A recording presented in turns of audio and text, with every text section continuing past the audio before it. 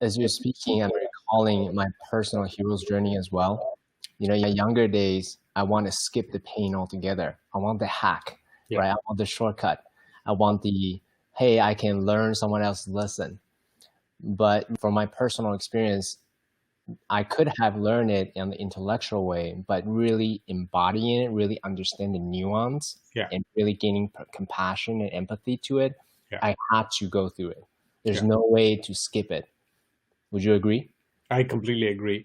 And although one thing has changed, Seekin, and I had to go through life experience to get to that point. Earlier, I would fear those. I would shy away from it. They terrorized me. But now I just accept them as things coming to you to teach you something. So I walk towards them. And the metaphor I use is I am going to walk towards a storm. And in fact, in my first book, The Internet to the Internet, I talk about, I open with the story of the American bison, which there was a documentary made about it. And I think it was in public television called Facing the Storm.